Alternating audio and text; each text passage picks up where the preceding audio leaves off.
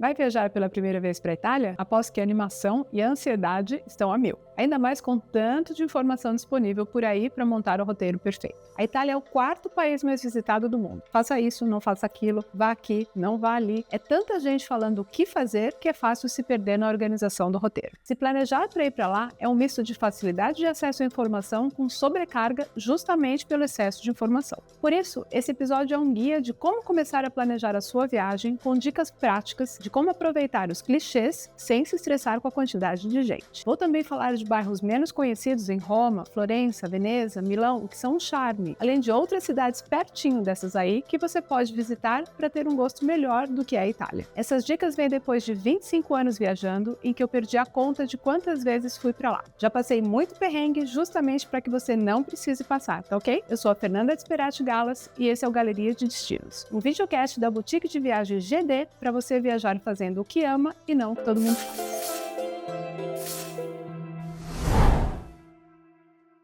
Antes de contar sobre as minhas experiências, se inscreva aqui no canal, no Spotify e YouTube para saber mais de viagens fora das rotas principais. Eu estou em vídeo aqui, caso você queira me ver, e também estou no Instagram, no @Galeria de Destinos. Bom, para começar, tem tanto, mas tanto conteúdo sobre a Itália que a gente chega a ficar tonto tentando separar o joio do trigo. Ou seja, as sugestões de quem faz mais o mesmo versus de quem realmente conhece o lugar. Claro que eu não sou local, mas eu trabalho com vários tipos de viajantes, então além das minhas próprias experiências, também já assessorei clientes que odeiam museu e os que amam. Os que são religiosos e os que não são. Os que não gostam de ter roteiros fixos e os que querem alguém na porta do quarto do hotel para levá-los para as atrações. Enfim, deu para entender. Tem uma Itália para todos. Mas o principal é, você vai ter que estudar um pouquinho antes de ir para lá para você aproveitar essa experiência ao máximo. A Itália é um país de milênios de anos, berço do Império Romano, do Renascimento, capital do cristianismo, da moda, do luxo e da comida que tanto amamos no Brasil. Achar um roteiro que englobe os vários períodos e opções do que fazer por lá pode ser desafiador. Então, saber bem o que você gostaria de ver já ajuda bastante. Vamos começar por Roma. Roma é uma cidade de 2,8 milhões de habitantes. É uma metrópole enorme, só que com quase 3 mil anos de história. Achar que vai conhecer tudo em 2 dias é simplesmente loucura. A capital italiana exige planejamento e um pouco mais de tempo para que você cubra o Coliseu, o Panteão, a Fontana de Trevi, esses clichês, e também tenha tempo para conhecer alternativas que vão te dar a sensação de que realmente ter tido um vislumbre da vida romana. Os romanos modernos são conhecidos por um certo caos organizado, uma mistura de pressa, improviso e muita personalidade. Isso se reflete, por exemplo, no trânsito, que é caótico e congestionado, ainda pior do que em outras grandes cidades. Então a primeira dica é, nada de carro em Roma. É super legal e recomendável alugar carro entre algumas cidades da Itália, principalmente quando você quer andar pelo interior do país e conhecer lugares menores. Mas em Roma tem metrô, ônibus ou táxi que passa pelos corredores e evita com que você se estresse com o trânsito. Dito isso, a dica número 2 para não se estressar é, reserve tudo, mas tudo com antecedência. E não estou falando de 3 dias, estou falando de semanas, talvez meses. Pensa comigo, a Itália recebe 65 milhões de turistas todos os anos. Você vai estar disputando um espaço na fila do Coliseu com todas as pessoas do planeta, mesmo em períodos de baixa temporada. Essas atrações, por maiores e mais famosas que sejam, têm espaço e capacidade limitadas. Logo, se você não se planejar, vai perder um dia inteiro só para entrar lá. Comprar ingressos antes com hora marcada é fundamental para conhecer esses pontos turísticos. E muitos deles têm ainda um fura-fila, o Fast Track. Se você estiver disposto a desembolsar um pouco mais de dinheiro para ganhar tempo na viagem, vale a pena avaliar isso e usar o tempo extra para tomar um expresso com calma num dos milhares de tradicionais cafés italianos. Agora, como fazer isso numa grande capital que você nunca foi? Até se familiarizar com tudo pode levar meses, até anos. E é óbvio que você não vai nem tentar fazer isso em pouco tempo. Então, otimizar o seu tempo é fundamental. Bairros menos turísticos, mas ainda cheios de monumentos e bons restaurantes, são uma ótima maneira de misturar turismo com uma experiência mais local. Um bom exemplo é Trastevere, um bairro boêmio, cheio de igrejas históricas e ruelas charmosas. O nome significa literalmente além do Tibre, o rio que corta Roma. Ele fica do outro lado do centro histórico, a cerca de uns 15 a 20 minutos caminhando da Piazza Navona ou do Campo de Fiori. Historicamente, Trastevere sempre foi um bairro mais popular da cidade. Na Roma Antiga, era uma região onde viviam estrangeiros, marinheiros e comerciantes que chegavam pelo rio. Com o tempo, o bairro manteve essa atmosfera mais mais autêntica e um pouco menos formal do que outras áreas da cidade. Hoje ele mistura igrejas muito antigas com bares, tratorias e uma vida noturna animada. Lá você encontra, por exemplo,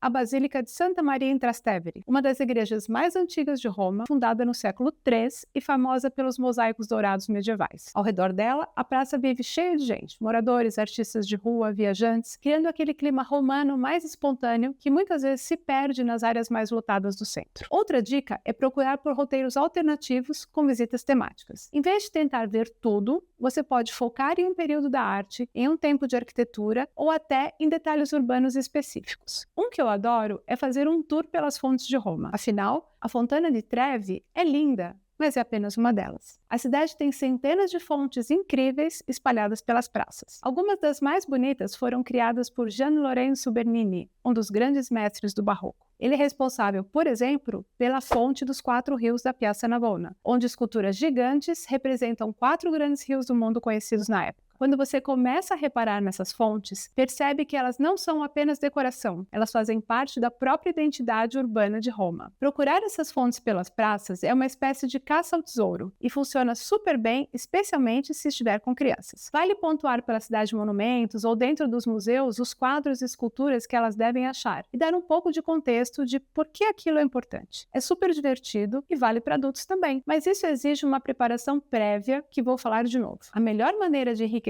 a sua viagem pela Itália é conhecendo um pouco da história. Por exemplo, se você é católico, cristão ou apenas curioso em conhecer o Vaticano, ter o contexto de lá transforma a experiência, tanto de como interpretar o que você está vendo, como a visitação na prática. Na Capela Sistina, a mais famosa da Basílica de São Pedro, que é a grande construção do Vaticano, só entram guias credenciados, o que quer dizer que, se você contratar um guia comum, existe uma chance de que ele não poderá te acompanhar na visita interna. Se este for o caso, conhecer previamente sobre o que você está prestes a ver vai te ajudar a aproveitar a experiência ainda mais. Se não, fique atento para encontrar os tais guias credenciados, certo? Bom, de qualquer maneira, deixa eu te dar uma breve contextualização do que você vai ver lá dentro. A Capela Sistina é provavelmente a sala mais famosa do Vaticano. Foi construída no século XV e ficou mundialmente conhecida pelos afrescos pintados por Michelangelo, especialmente o teto com cenas do Gênesis, incluindo a famosa imagem da criação de Adão, em que Deus estende a mão para tocar a de Adão. Décadas depois, Michelangelo voltou para pintar também o juízo final na parede do altar. É ali, inclusive, que acontece o conclave, o processo secreto em que os cardeais escolhem um novo papa. Mas, e isso é muito importante, ela não é a única atração interessante do Vaticano. Se você continuar andando pelos complexos dos museus vaticanos, vai encontrar também as salas de Rafael, um conjunto de aposentos decorados pelo pintor renascentista Rafael e seus alunos. A mais famosa delas abriga a pintura A Escola de Atenas, um afresco impressionante que reúne grandes filósofos da antiguidade, como Platão e Aristóteles, representando o ideal humanista do Renascimento.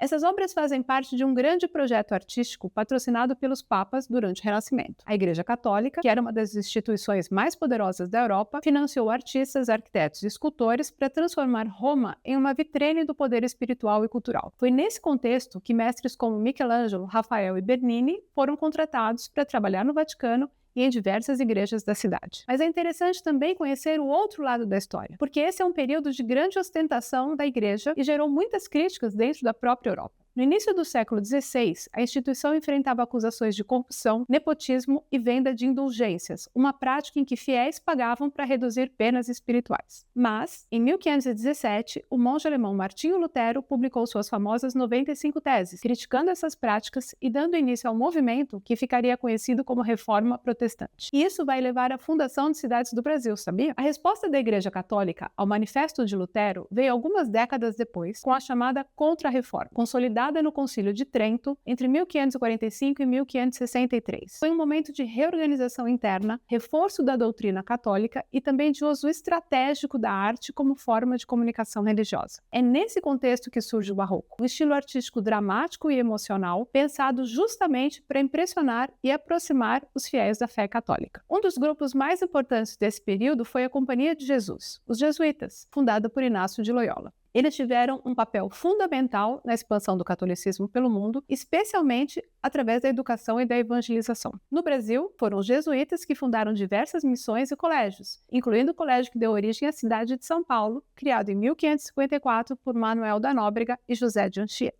Ou seja, de certa forma, a história do Vaticano e da Contra-Reforma também está conectada à formação de várias cidades brasileiras. Viu como saber um pouco da história transforma completamente a experiência? Hoje, o Vaticano é o menor país do mundo, com pouco mais de 40 hectares e funciona como centro espiritual da Igreja Católica. É também a residência oficial do Papa. Inclusive, para vê-lo de perto, muita gente tenta participar da audiência papal, que normalmente acontece às quartas-feiras na Praça de São Pedro, ou da oração do Ângelus, aos domingos ao meio-dia. E recentemente, ainda surgiu um novo motivo de curiosidade para muitos visitantes. Há quem vá a Roma querendo conhecer também a Basílica de Santa Maria Maior, onde o Papa Francisco escolheu ser enterrado. Uma decisão incomum, já que a maioria dos papas é sepultada dentro do próprio Vaticano, na Basílica de São Pedro. Deu para entender como Vaticano e Roma são cheios de histórias, né? Mas não se preocupe, se você não é religioso ou se não curte coisas velhas de jeito nenhum, tem um lado moderno de Roma que também é imperdível. Primeiro, que a Itália tem grandes marcas famosas de moda, então fazer compras por lá é uma diversão, mesmo se não for nas lojas de luxo mais caras. E também dá para fazer visitas diferentes, como a sede da Fendi, que se você checar com antecedência no site, pode encontrar eventos ou um dia de portas abertas para visitar. O prédio é lindo, em estilo Art Deco, construído originalmente no início do século XX, por volta da década de 30, e funcionaria como sede administrativa do regime fascista italiano. É o Palazzo della Civiltà Italiana, conhecido como Coliseu Quadrado, do bairro Eur, que foi restaurado e passou a ser sede da Fendi. Um exemplo interessante de como um edifício histórico ganhou uma nova função ligada à moda e ao design italiano. Eu já fui 5, 6 vezes a Roma, nunca deu para ver tudo. Para uma primeira ida, o mínimo é de 4 dias para você conseguir ter um gostinho da cidade. Agora, vale lembrar que, assim como Roma é enorme, a Itália em si é relativamente grandinha. Não é Portugal que você atravessa em algumas horas. Então, quando for a outras cidades, dê uma olhada nas distâncias e no tempo para chegar lá, para que você encaixe isso do jeito certo no itinerário. A partir de Roma, por exemplo, dá para alugar um carro rumo a Florença ou ir de trem, o que sinceramente pode ser a melhor opção se você estiver em um grupo maior ou com alguém com mobilidade reduzida, ou queira olhar a paisagem sem se preocupar muito. Existem também 2 companhias principais que fazem esse trajeto de alta velocidade. A primeira é a Trenitalia, empresa estatal italiana, que opera os trens Frecciarossa. Eles são rápidos, confortáveis e conectam praticamente todo o país, mas como fazem parte da estrutura pública italiana, às vezes ficam mais sujeitos a greves, o que não é tão incomum no sistema de transporte do país. A outra empresa é a Italo, uma companhia privada que também opera trens de alta velocidade. Os trens são mais modernos, muito confortáveis e costumam ter um serviço bastante elogiado. Além disso, a marca também está por trás de um projeto turístico chamado La Dolce Vita, um trem de luxo inspirado nos vagões clássicos das décadas de 1960 e 70, pensado para viagens panorâmicas mais longas pela Itália. Esse trem faz roteiros especiais por diversas regiões do país, como Toscana, Sicília, Piemonte e os Lagos do Norte, com experiências focadas em gastronomia, vinhos e paisagens italianas. A ideia é recriar aquela atmosfera glamurosa das viagens de trem da época de ouro do turismo europeu. Mas voltando ao trajeto mais prático entre Roma e Florença, o trem de alta velocidade leva cerca de 1 hora e 30 minutos, saindo da estação Roma Termini e chegando na Firenze Santa Maria Novella, que fica praticamente no coração do centro histórico. Ou seja, em menos tempo do que você levaria saindo de um aeroporto, você já está em outra das cidades mais importantes da história da arte na Europa. Se você optar por ir de carro mesmo, só preste atenção numa coisa. Se não quiser fazer da sua vida um inferno, nada de carro dentro de Florença. A cidade tem ruas estreitas, você não vai achar estacionamento e provavelmente não vai conseguir chegar nem perto do seu hotel. O melhor que tem é dirigir até lá e deixar o carro na locadora, o que, lembrando, vai sair mais caro caso você não tenha planos de depois devolvê-lo na cidade de origem. Afinal, se você deixar o carro em outra cidade, alguém de lá vai ter que levá-lo de volta. E é você quem vai pagar por isso. Se decidir deixá-lo num estacionamento, também vai pagar pela diária. A minha recomendação é: chegue de trem a Florença e alugue um carro para passear pela Toscana, devolvendo ele novamente a Florença depois. A cidade é considerada o berço do Renascimento. Foi ali entre os séculos XIV e XVI que uma revolução artística e intelectual começou a transformar a Europa depois da Idade Média. A cidade era dominada pela poderosa família Medici, grandes banqueiros que financiaram artistas como Leonardo da Vinci, Michelangelo e Botticelli. Botticelli. Caminhar por lá é praticamente andar dentro de um livro de história da arte. Florença recebe cerca de 10 a 15 milhões de visitantes por ano, um número enorme para uma cidade relativamente pequena, com pouco mais de 380 mil habitantes. Isso significa que alguns lugares ficam extremamente concorridos. Por isso, reservar ingressos com antecedência faz toda a diferença para evitar filas longas e conseguir entrar nos horários mais tranquilos. Também, para encontrar bons restaurantes locais, uma estratégia simples é sair algumas quadras das praças mais famosas ou atravessar o rio Arno em direção a bairros como Oltrarno, onde há mais restaurantes frequentados por moradores. Outra dica é observar onde os italianos realmente estão comendo. Mesas cheias de locais costumam ser um ótimo sinal. E quando o centro histórico estiver muito cheio, procure praças menores, igrejas menos conhecidas ou jardins como Boboli ou Bardini, que funcionam quase como respiros dentro da cidade e permitem descansar um pouco do fluxo intenso de turistas. Para conhecer esses pontos em Florença, o ideal são 3 dias também. Dá para fazer em 2, mas fica mais apertado. Já a Toscana, a região ao redor de Florença, tem uma lógica completamente diferente. Ali estão algumas das paisagens mais famosas da Itália, com colinas cobertas de vinhedos e pequenas cidades medievais. Durante séculos, essas cidades funcionaram como cidades-estado rivais, competindo por comércio e poder. Lugares como Siena, San Gimignano e Montalcino ainda preservam muralhas, torres e praças que parecem ter parado no tempo.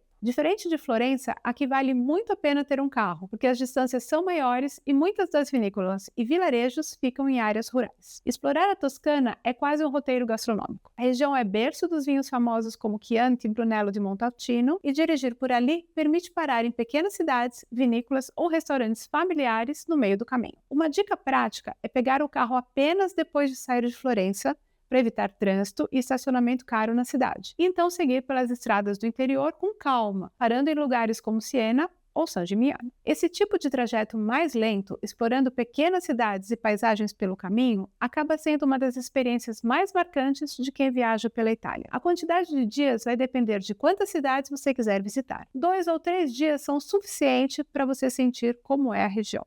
Além de Florença, Veneza é um dos lugares mais populares da Europa. Construída sobre uma lagoa no Mar Adriático, ela começou a se desenvolver por volta do século V, quando populações da região fugiram das invasões bárbaras e se refugiaram nas pequenas ilhas da lagoa. Com o tempo, a cidade se transformou em uma poderosa república marítima, controlando rotas comerciais entre a Europa e o Oriente, durante a Idade Média e o Renascimento. Essa riqueza aparece nos palácios do Gran Canal, na Basílica de São Marcos e nas inúmeras igrejas e museus espalhados pela cidade. Ao mesmo tempo, Veneza sempre teve uma relação conturbada com a água. A cidade foi construída sobre milhares de estacas de madeira cravadas no fundo da lagoa e até hoje enfrenta o fenômeno da água alta, quando a maré sobe e partes da cidade podem ficar temporariamente alagadas. Hoje, Veneza recebe de 20 a 25 milhões de visitantes por ano, o que é enorme para uma cidade com pouco mais de 50 mil moradores no centro histórico. Por isso, o planejamento faz muita diferença. Reservar hotel e ingressos com antecedência ajuda a evitar preços inflacionados e filas longas em atrações como o Palácio Ducal ou a Basílica de São Marcos. Também é importante pensar na época da viagem, já que meses como julho e agosto podem ser extremamente lotados e quentes, enquanto o inverno pode trazer períodos de água alta. Outro evento que muda completamente o ritmo da cidade é a Bienal de Arte de Veneza, uma das exposições de arte contemporânea mais importantes do mundo, realizada a cada 2 anos desde 1895. Durante vários meses, normalmente de maio a novembro,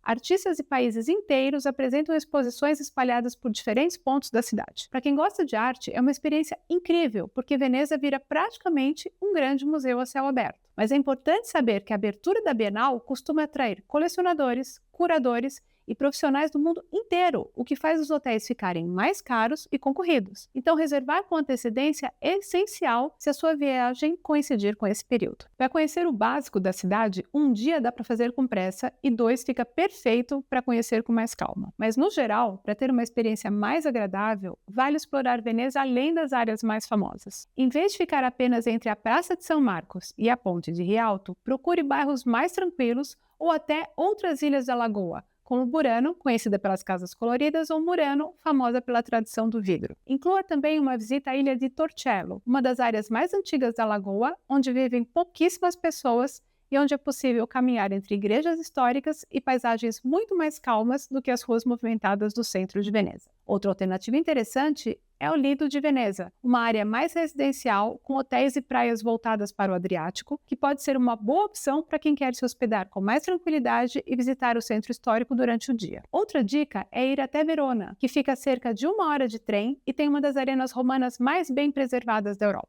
No verão, acontecem ali apresentações de ópera ao ar livre que são realmente espetaculares. Mas é importante saber que os ingressos são muito disputados, então vale comprar com meses de antecedência. E vamos à última cidade mais comumente visitada pelos brasileiros. Um dos motivos é porque existem 3 voos diretos do Brasil para a Itália. Um da ITA e um da Latam, que vão até Roma, e um da Latam, que vai até Milão. Assim, muita gente decide passar pelo menos alguns dias na cidade para aproveitar o trajeto. E vale super a pena, ainda mais se você conseguir se organizar para conhecer o entorno. Milão foi uma das grandes potências do norte da Itália durante o Renascimento, governada pela família de Sforza, uma dinastia que chegou ao poder no século XV depois de uma carreira militar bem-sucedida. Diferente de Florença, dominada pelos banqueiros Medici, Milão tinha uma tradição mais ligada à estratégia militar e à política de poder. A rivalidade e competição entre essas cidades era comum na Itália antes da unificação do país, quando a península era formada por vários estados independentes. Um dos símbolos desse período é o Castelo Sforzesco, uma fortaleza gigantesca construída como centro de poder da família e que hoje abriga museus e obras importantes da história da arte italiana. Foi nesse ambiente que trabalhou Leonardo da Vinci, uma das figuras mais fascinantes do Renascimento. Nascido em 1452 na Toscana, ele atuou como artista, engenheiro, arquiteto e inventor, projetando desde pinturas e esculturas até máquinas militares e sistemas hidráulicos. Muitos historiadores acreditam que Da Vinci era gay, algo que aparece em registros da época. Quando tinha cerca de 24 anos, foi acusado de sodomia ou relações sexuais entre homens, uma acusação relativamente comum naquele período e que poderia ser usada tanto por motivos morais quanto políticos. O processo acabou sendo arquivado por falta de provas, mas o episódio ficou registrado nos arquivos de Florença. Outro detalhe curioso é que ele tinha um estilo bastante incomum para a época. Há relatos de que gostava de se vestir com túnicas elegantes e coloridas, inclusive tons rosados, e mantinha uma aparência muito cuidada, algo que contrastava com a imagem mais austera de muitos artistas e intelectuais do período. Além disso, era conhecido por ser extremamente carismático, alguém que transitava com facilidade entre círculos sociais diferentes. Como a maioria dos artistas do Renascimento, Da Vinci dependia do apoio de famílias poderosas e mecenas para trabalhar. Em Florença, ele esteve ligado ao círculo cultural financiado pelos Medici, que eram grandes patrocinadores das artes. Mais tarde, em Milão, trabalhou para Ludovico Sforza, governante da cidade, fazendo pinturas, projetos arquitetônicos e até estudos para máquinas militares. Foi em Milão, a serviço dos Sforza, que ele pintou uma de suas obras mais famosas, A Última Ceia,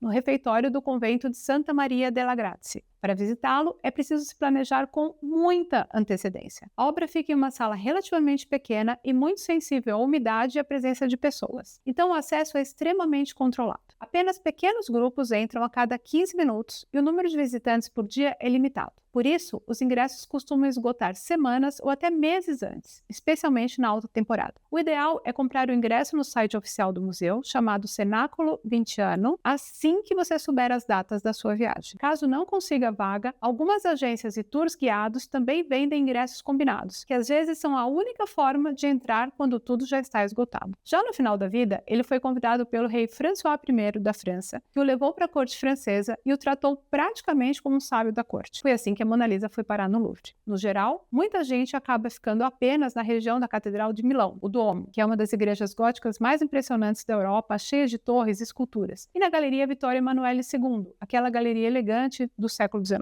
Mas a cidade tem muito mais a oferecer. Milão é um dos grandes centros de design no mundo e abriga museus especializados nessa área, refletindo a tradição industrial e criativa do norte da Itália. Outro lugar que muita gente deixa de conhecer é a região dos Navili, os antigos canais da cidade, hoje cercados por bares e restaurantes super charmosos, especialmente no fim de tarde. Para conhecer esses pontos de Milão, 2 dias funcionam bem. A região também funciona muito bem como base para explorar outras cidades lindas do norte da Itália. Um dos passeios mais populares é o Largo de Como, que fica a cerca de meia hora de trem de Milão. O lago é cercado por montanhas e pequenas cidades elegantes, com vilas históricas e paisagens que parecem de cinema. Dá perfeitamente para fazer um bate-volta saindo de Milão, passar o dia caminhando à beira do lago, almoçar com vista para a água e voltar no fim de tarde. Outra alternativa muito interessante e um pouco menos turística é o Lago de Garda, o maior lago da Itália. A região é cheia de pequenas cidades charmosas, praias de lago e passeios de barco, e costuma ter um clima muito agradável no verão. Por receber menos visitantes internacionais do que o Lago de Como, o Garda acaba sendo uma opção mais tranquila e bastante frequentada por europeus. Também é um destino bastante versátil. Funciona muito bem para casais, com hotéis românticos e vilarejos históricos, mas também para grupos de amigos, já que há várias atividades ao ar livre, restaurantes animados e passeios entre diferentes cidades ao redor do lago. Lugares como Sirmione, Salò ou Bardolino são ótimos pontos de parada para explorar a região com calma.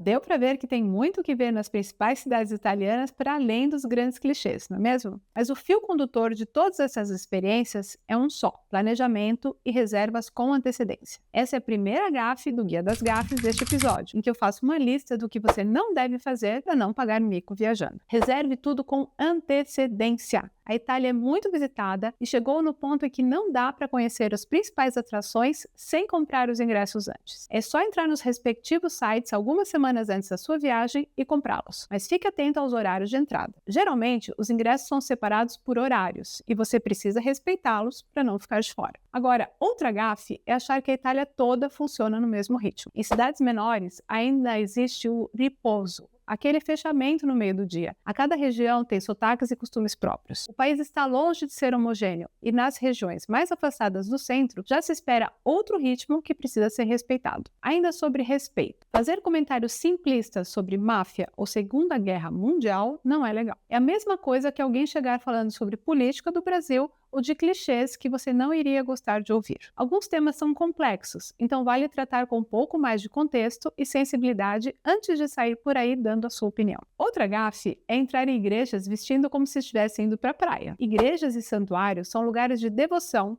e tem gente que leva isso muito a sério. Tire o boné ou o chapéu, cubra ombros e joelhos e mantenha o silêncio. E agora vamos a uma série de gafes para evitar relacionada à comida. Os italianos levam a culinária muito a sério. Eles respeitam os ingredientes e tradições de cada prato e isso é quase que sagrado. Então, primeiro, não deixe comida no prato. Desperdiçar comida pode parecer desrespeito ao trabalho de quem preparou. Outra, pedir cappuccino depois do almoço ou do jantar. Na Itália, isso é típico de turista. O mais comum depois da refeição é um café expresso. Também não vá esperando que a pizza de lá seja a mesma do Brasil. Em muitas regiões, ela se come com as mãos, dobrando a fatia. E deixar o cornicione, aquela borda da massa, pode ser visto como desperdício. E tem uma última que é ótima: colocar queijo ralado em massa com frutos do mar. Para muitos italianos, isso é quase uma heresia culinária. E aí, preparado para sua viagem para a Itália? Lembre-se que preparação é tudo. Com essas dicas, você vai poder planejar uma viagem tranquila e sem estresse. E para saber mais sobre viagens fora do óbvio, é só se inscrever aqui no podcast. Até a próxima!